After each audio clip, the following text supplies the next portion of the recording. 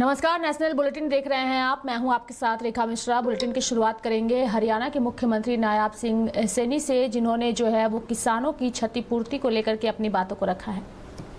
देखिए, ई क्षतिपूर्ति पोर्टल के माध्यम से जो हमारे हरियाणा प्रदेश के किसानों का फसल का खराबा हुआ था, आज एक बड़ी अमाउंट उनके खाते के अंदर उस मुआवजे की पहुंचाई है।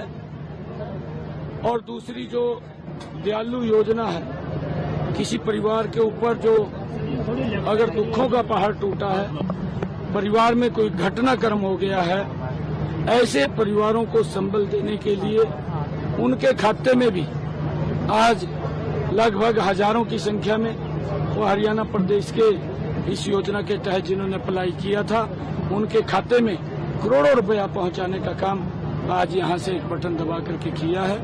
क्योंकि ये योजनाएं गरीब व्यक्ति को सशक्त और मजबूत करने के लिए, जो हमारे किसान हैं, उन किसानों को अगर प्राकृतिक आपदा के कारण दिक्कत आ जाती है तो सरकार एक संबल बनकर के उनके साथ खड़ी हुई दिखाई देती है और मजबूती से किसान को सशक्त और मजबूत करने का काम इस मुआवजे के माध्यम से किसानों को किया जाता है, ताकि उनको किसी प्रकार का दिक्कत या परेशानी ना हो। कांग्रेस कहती है सरकार अल्पमत में है। कल गवर्नर हाउस भी गए थे, जो है कांग्रेस के जो विधायक थे। सर, क्या कहेंगे? अब कोर्ट जाने की बात कही गई है। कांग्रेस अल्पमत में है।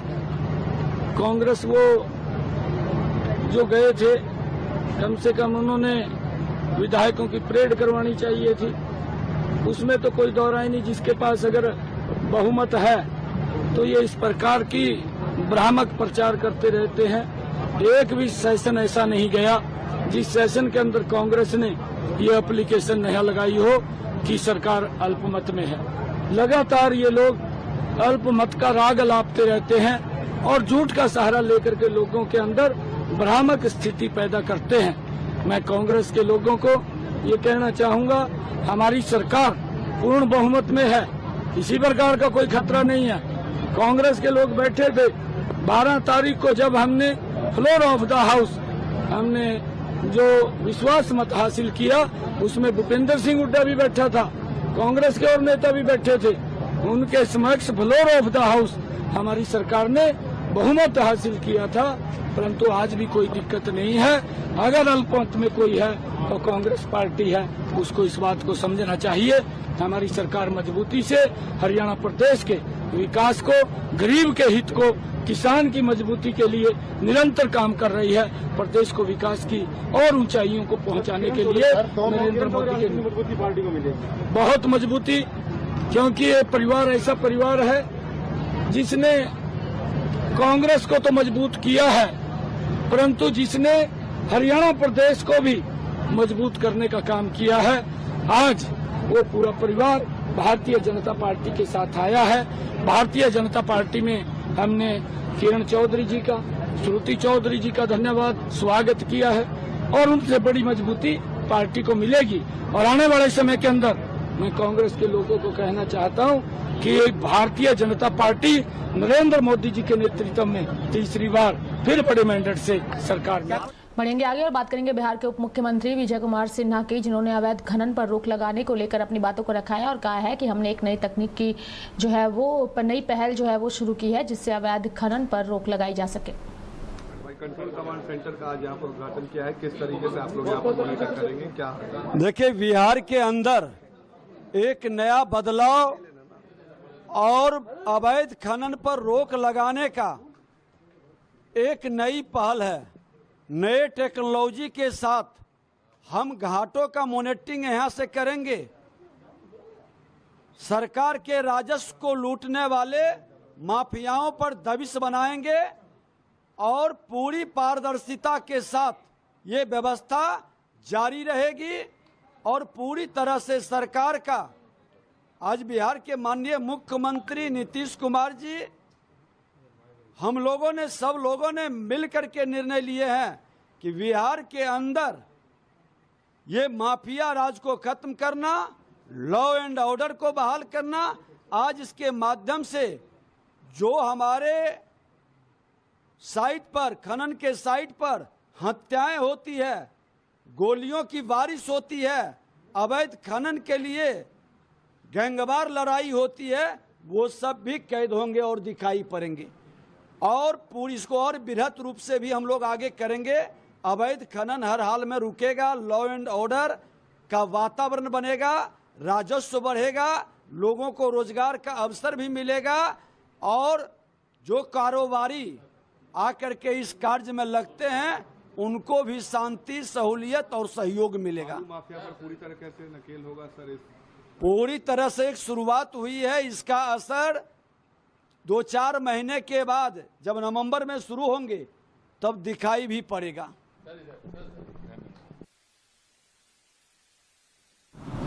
उत्तर प्रदेश में कांग्रेस के प्रदेश अध्यक्ष अजय राय ने नीट परीक्षा को लेकर के कांग्रेस के आंदोलन को लेकर के कहा कि पूरे देश के अलग अलग राज्यों में जो है वो कांग्रेस पार्टी सड़कों पर आंदोलन कर रही है, चूंकि नीट के छात्रों को न्याय दिलाना कांग्रेस पार्टी का उद्देश्य है। ये है कि आम ये जो नीट की परीक्षा है, आप देखेंगे इसकी पूरी तरीके से इन लोगों ने जिस तरीके से इसको मतलब बच्चों को भविष्य के साथ खिलवाड़ किया है। पूरे देश में कांग्रेस पार्टी सड़क पर है और हम सब लोग उतर के इन सब चीज़ों का विरोध कर रहे हैं और हम यहाँ आज विधानसभा का घेराव करने चल रहे हैं। हमारे कांग्रेस का एक कार्यकर्ता, एक साथी आज इनका विरोध करेगा। पूरे रास्ते को कांग्रेस के कार्यालय से विधानसभा की हो जाता है, बैरिकेडिंग कर दी गई है, पुलिस भारी संख्या में पुलिस फोर्स लगाई गई। निश्चित तौर से वो आप यही काम अगर ये जब एग्जाम हो रहे थे, स्टार्ट हो रहे थे, तब उसमें किए होते तो मुझे लगता है जब पर्चे जब लीक नहीं, जब पर्चे बन रहे थे उस समय अगर इतनी बढ़िया व्यवस्था किए होते तो मुझे लगता है कि ये बच्चों का भविष्य खराब नहीं हुआ होता। आज कांग्रेस को रोकने के लिए, कांग्रेस कार्यकर्ताओं को रोकने के लिए इन्होंने इतनी बड़ी बंदोबस्त किया है। पर हम लोग लड़ेंगे, चाहे ये पुलिस गिरफ्तार करे, चाहे गोली चलावे, हम पीछे हटने वाले नहीं हैं। आपकी मांग को लेकर के लेकिन जो है केंद्रीय शिक्षा मंत्री उन्होंने ये बात कही है कि जो भी आरोपी हैं उनको बख्शा नहीं जाएगा, उच्च स्तरीय जांच करी जाएगी पूरे मामले। क्यों एक आदमी भाग तो गया? यूपी पुलिस का जो पर्चा लीक का मास्टरमाइंड था विनीत आर्या, वो इंडिया छोड़कर भाग गया, विदेश चला गया। उसके ऊपर क्या किया कार्रवाई? कोई कार्रवाई किया? क्योंकि गुजरात का आदमी है, वो सीधा सीधा गुजरात लॉबी से बिलोंग करता है। और पूरी तरीके से पूरे देश के अंदर ये सारी चीजें जो लीक हो रही हैं, सारे जो एग्जाम्स हो रहे हैं, कौन करा रहा है? अब यूपी पुलिस का एग्जाम, उसमें गुजरात के आदमी का क्या काम है भाई? आप बताओ मुझे।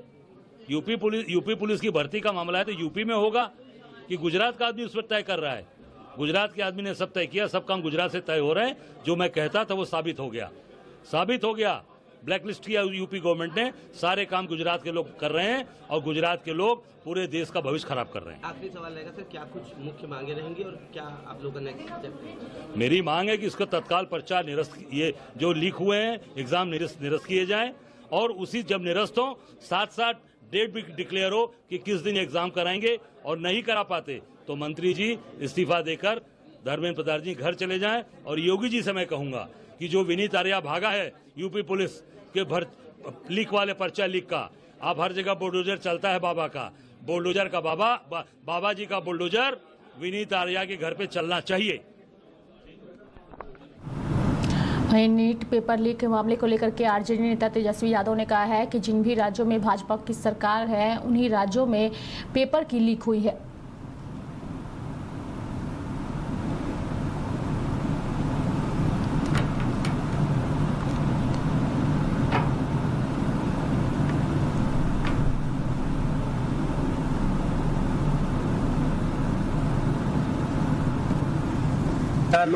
केंद्र सरकार पेपर लीक होना ही होता है और जिन लोगों ने भविष्य के साथ खिलवाड़ किया है, लगभग 50 लाख जो बच्चे हैं उन लोगों के भविष्य के साथ इन लोगों ने खिलवाड़ किया और लगातार जो है हम लोग तो मांग करते रहे कि रद्द कर दिया जाए इस चीज़ को, क्योंकि साफ तौर पे जो है जहाँ भी बीजेपी शासित राज्य हैं, चाहे बिहार हो, गुजरात हो या हरियाणा हो, तीनों जगह जो है पेपर लीक हुआ है। तो हम लोग भी नहीं बल्कि पूरा इंडिया अलायंस जो इस मुद्दे पर एक साथ है और हम लोग चाहते हैं कि जो नीट का पेपर जो लीक हुआ है इसको रद्द किया जाए अविलंब। दिल्ली के सीएम को बेल मिली है, कैसे देखते हैं? नहीं तो कोर्ट का अपना फैसला है, कोर्ट का अपना निर्णय है, तो अपना उसका स्वागत हम लोग करते हैं। सर आपके सहायक पर भी अरे आप देखिए राज्य में सरकार उनकी, केंद्र में सरकार उनकी, जांच एजेंसियां उनकी।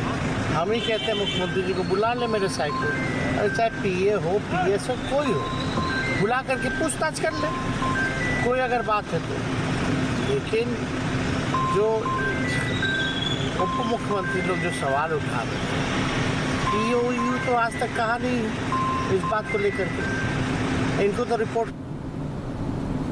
ये तो बिना ज्ञान है, इन लोगों को ज्ञान नहीं है। जब मई में जब अरेस्टिंग हुआ था तब से हम लोग आवाज़ उठा रहे हैं भाई कि कार्रवाई करनी चाहिए। जैसे इंजीनियर की बात करें 21 में यही लोग अर्बन डेवलपमेंट में लाए थे जल संसाधन से। थोड़ा ज्ञान प्राप्त कर लेना चाहिए इन लोगों को। ये लोग जो किंगपिंग जो है पेपर लीक के, उन लोगों से इशू को डाइवर्ट करना चाहते हैं। जो अमित आनंद है, जो आपका नीतीश कुमार है, ये कौन लोग, इनको क्यों बचाना चाहते हैं? क्यों ये लोग जो है डाइवर्ट कर रहे हैं इशू? तो इशू को जो है डाइवर्ट नहीं करना चाहिए। जो भी किंगपिंग है, कल मनोज झा जी ने तो प्रेस कॉन्फ्रेंस करके तस्वीर साझा कर दी है। अरे भाई, अगर कोई दोषी उसको बुला के पूछते हैं क्या दिक्कत, बुलाए गिरफ्तार करें, हमको क्या दिक्कत है? हम ही कह देते हैं मुख्यमंत्री जी को बुला लें। और जिसको ईओयू रिपोर्ट करता है उसको कोई ज्ञान तो है नहीं, कोई बात से पता चलता नहीं है उधर। तो एक बात स्पष्ट है, देख लीजिए कि जो भी मामला है, इस चीज़ को आज नहीं कल तो सब पता चल ही जाना है। भाई जो लोग मेरा नाम घसीटना चाहते हैं, मेरे पीए का घसीटना चाहते हैं, इससे कोई फ़ायदा होने वाला नहीं। जिस इंजीनियर की बात कर रहे हैं वो बेनिफिशरी हो सकता है, बेनिफिशरी हो सकता है, लेकिन पेपर लीक का मास्टरमाइंड तो अमित आनंद है, नीतीश कुमार है। हाँ, उस पर कार्रवाई करनी चाहिए। जब ये शिक्षा विभाग में जब नौकरियाँ निकली थी बीपीएससी वाले, तीसरी वाले ना जो रद्द हुआ, उसके जो अपराधी लोग जो हैं जो पेपर लीक कराए थे, वो तो बार बार घूम करके बिना जेल गए बेल करा ली। तो हम लोगों को सबका जानकारी है, ऐसा नहीं है कि क्या है नहीं है, ये सबसे कुछ होने वाला नहीं है।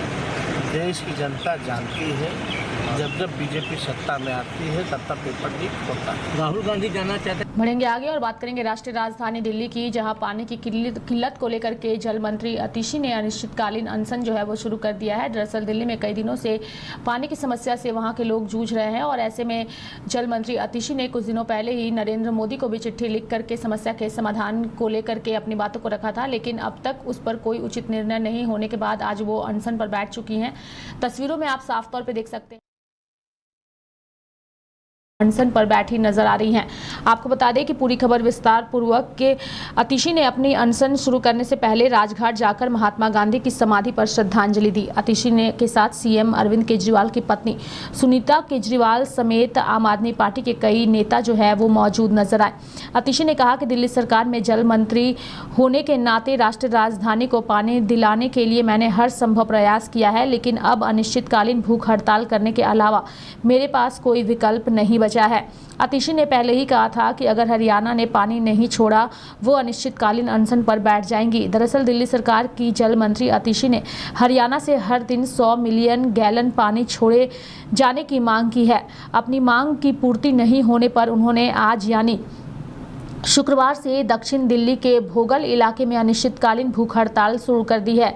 अतिशी ने साफ कर दिया है कि उनकी भूख हड़ताल तब तक जारी रहेगी जब तक हरियाणा सरकार दिल्ली को उसके हक का पानी नहीं दे देती। वहीं अतिशी के अनिश्चितकालीन अनशन के बीच उनकी सुनीता केजरीवाल ने तिहाड़ जेल में बंद दिल्ली के सीएम अरविंद केजरीवाल का संदेश भी पढ़कर सुनाया। अपने संदेश में सीएम केजरीवाल ने कहा है कि उन्हें उम्मीद है कि अतिशी की तपस्या सफल होगी। केजरीवाल ने संदेश में कहा कि दिल्ली के लोगों को पानी की कमी से जूझते हुए देखना बहुत कष्टदायक है। इसके साथ ही उन्होंने कहा कि प्यासे को पानी पिलाना हमारी संस्कृति है। दिल्ली को पड़ोसी राज्य से पानी मिलता है, हमें ऐसी भीषण गर्मी में पड़ोसी राज्यों से मदद की उम्मीद थी। लेकिन हरियाणा ने दिल्ली के पानी का हिस्सा ही कम कर दिया। अपने संदेश में केजरीवाल ने बीजेपी पर हमला करते हुए कहा कि ऐसी भीषण गर्मी में क्या यह पानी पर राजनीति करने का समय है। उन्होंने हरियाणा की बीजेपी सरकार पर निशाना साधते हुए कहा कि दोनों राज्यों में अलग अलग दलों की सरकार है, लेकिन पानी के लिए सियासत करना कहीं से भी ठीक नहीं है। बता दें कि दिल्ली की जल मंत्री अतिशी का दावा है कि हरियाणा बीते 2 सप्ताह से दिल्ली को उसके हिस्से के 613 MGD पानी के मुकाबले प्रतिदिन 100 मिलियन गैलन कम पानी दे रहा है। कम पानी सप्लाई होने के कारण दिल्ली में 28 लाख लोग पानी की कमी से दो चार हो रहे हैं।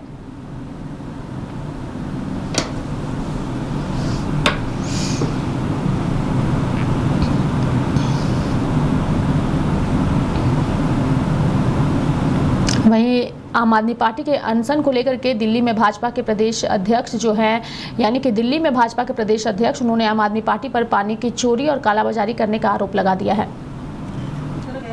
करने वाली है और देवेंद्र यादव कांग्रेस के नेता वो भी प्रोटेस्ट कर रहे हैं दिल्ली में।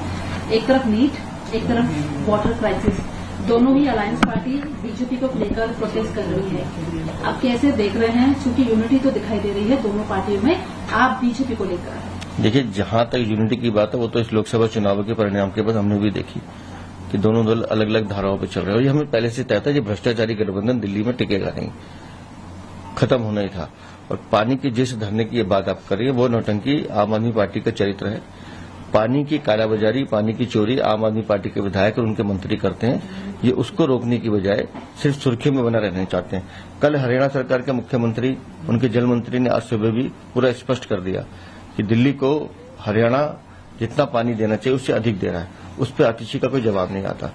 हिमाचल से पानी मांगने की इनकी कुव्वत नहीं है, लेकिन जानबूझकर राजनीति करना पानी के मामले पे। अगर ये चोरी और कालाबाजारी रोक ले तो दिल्ली में को पानी आराम से मिल सकता है। बढ़ेंगे आगे और बात करेंगे बिहार की राजधानी पटना की, जहां भूमि एवं राजस्व विभाग दिलीप जायसवाल ने जानकारी देते हुए कहा कि आने वाले दिनों में 10,000 से ज्यादा जो है वो कर्मियों की बहाली जो है वो की जाएगी।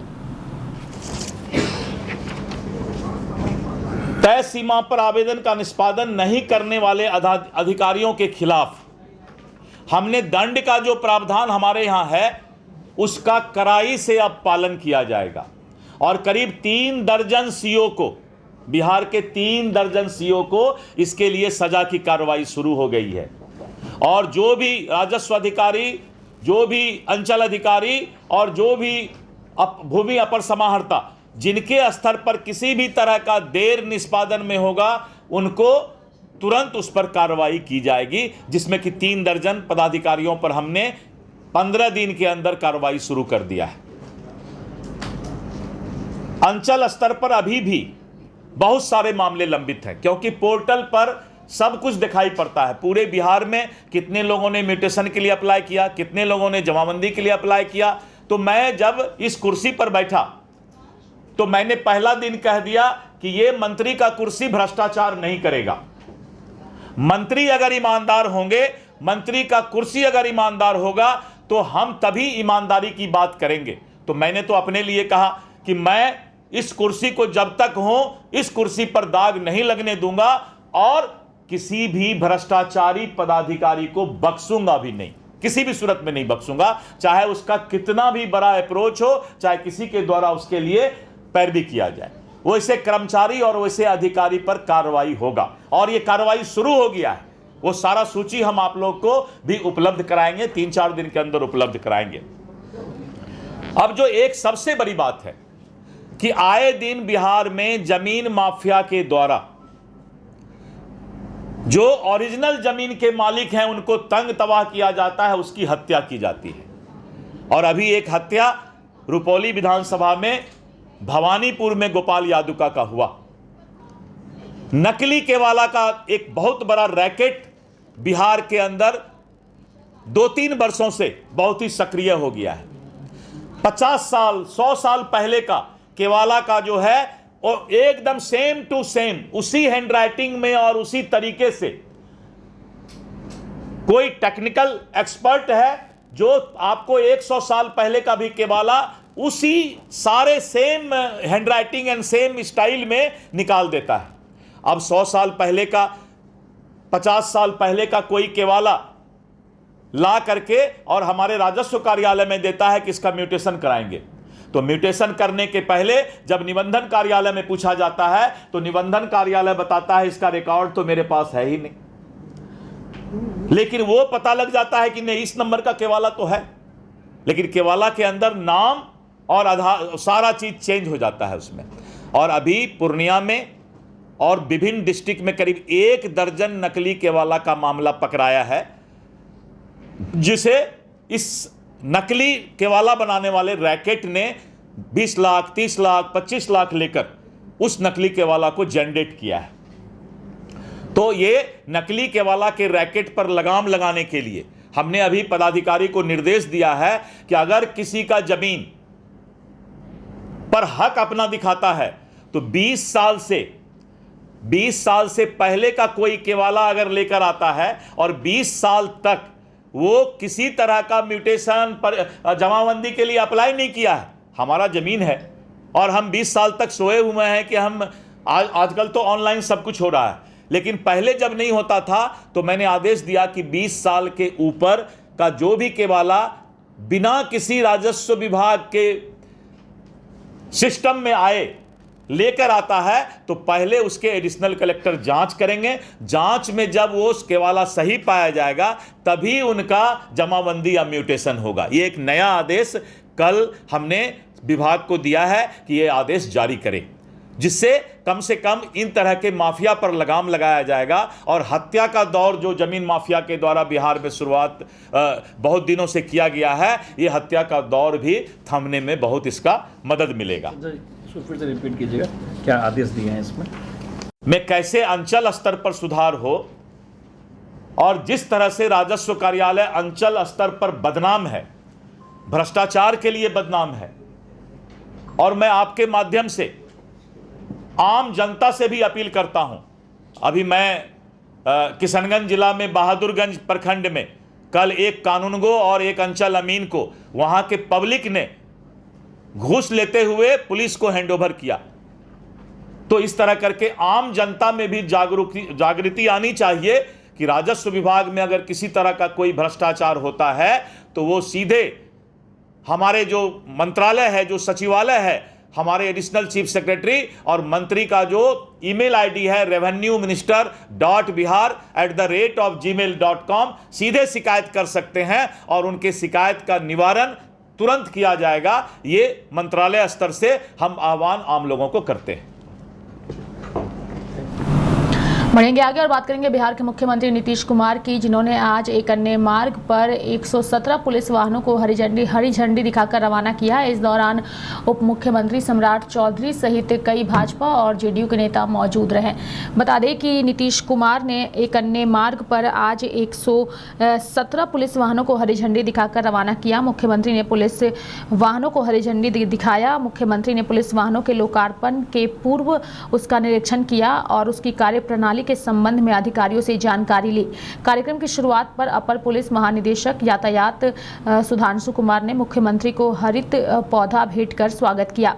इस मौके पर उप मुख्यमंत्री सम्राट चौधरी, उप मुख्यमंत्री विजय कुमार सिन्हा, जल संसाधन मंत्री विजय कुमार चौधरी, ग्रामीण कार्य मंत्री अशोक चौधरी, सांसद देवेश चंद्र ठाकुर, विधान पार्षद संजय कुमार सिंह उर्फ गांधी जी, विधान पार्षद ललन सिंह, मुख्यमंत्री के प्रधान सचिव दीपक कुमार, मुख्य सचिव ब्रजेश मेहरोत्रा, पुलिस महानिदेशक RS भट्टी, गृह विभाग के प्रधान सचिव अरविंद कुमार चौधरी और अपर पुलिस महानिदेशक स्पेशल ब्रांच सुनील कुमार और अपर पुलिस महानिदेशक यातायात सुधांशु कुमार सहित तमाम नेता मौजूद रहे।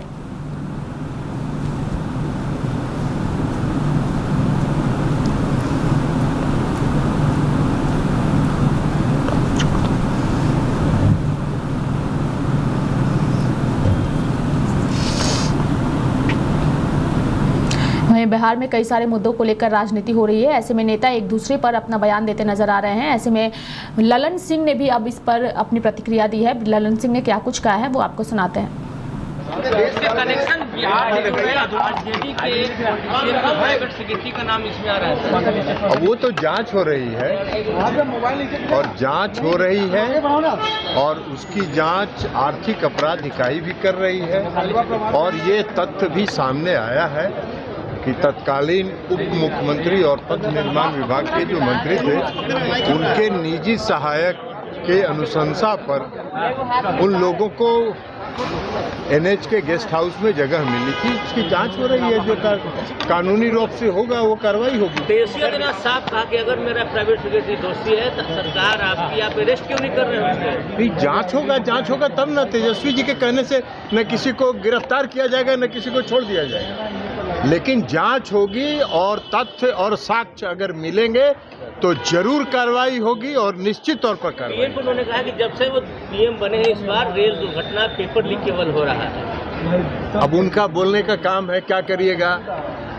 बिहार में सब सीट जीत रहे थे, हार गए तो आप कुछ बोलेंगे ना भाई। तो कुछ बोलने के लिए बोल रहे हैं, उसको सुनिए और उसका आनंद लीजिए। हार की बैठक कर रहे हैं, हार को लेकर समीक्षा बैठक कर रहे हैं। कौन? अरे तो लालू प्रसाद जी हर बार हारते हैं और हारने के बाद बैठक करते हैं, तो वो हारते रहें और बैठक करते रहें, ये उनका काम है, उनके पार्टी का आंतरिक मामला है। लेकिन बिहार की जनता उन पर भरोसा नहीं कर रही है और न करेगी। आरक्षण मसले में जो हाईकोर्ट का फैसला है, अब वो सरकार उस पर कार्रवाई करेगी, अगर जरूरत होगी समझेगी सरकार, उसकी समीक्षा करेगी राज्य सरकार, और अगर आवश्यकता होगी तो सुप्रीम कोर्ट राज्य सरकार जाएगी। ये निर्णय राज्य सरकार को लेना है। बढ़ेंगे आगे। बीजेपी सांसद भर्तृहरि महताब को 18वीं लोकसभा के प्रोटेम स्पीकर के तौर पर नियुक्त किए जाने पर कांग्रेस नेता जयराम रमेश ने हमला बोलते हुए इस पर हमला देते हुए अपनी प्रतिक्रिया व्यक्त की है। नहीं, ये बिल्कुल संसदीय परंपरा के खिलाफ है। देखिए, परंपरा क्या है, ट्रेडिशन कन्वेंशन क्या कहता है कि सबसे वरिष्ठ सांसद को स्पीकर प्रोटेम नियुक्त किया जाता है। और ये स्पीकर प्रोटेम है क्या, 2 दिन के लिए है, शपथ ग्रहण समारोह के लिए है। 26 तारीख को तो नया स्पीकर का चुनाव होने वाला है, 24 और 25 को सारे सांसद शपथ लेंगे और उसकी अध्यक्षता स्पीकर प्रोटेम करेंगे। परंपरा के अनुसार सबसे वरिष्ठ सांसद नियुक्त किए जाते हैं। ना 18वीं लोकसभा में 2 ऐसे सांसद हैं जिनका 8 टर्म हो चुका होगा। एक तो कोडिकुनिल सुरेश हैं कांग्रेस के, जो ये 8वां टर्म है, और दूसरा वीरेंद्र कुमार जी जिनका भी 8वां टर्म है।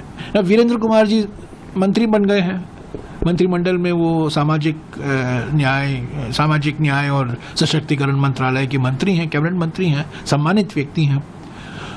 और पिछले लोकसभा में पिछले स्पीकर प्रोटेम वही थे।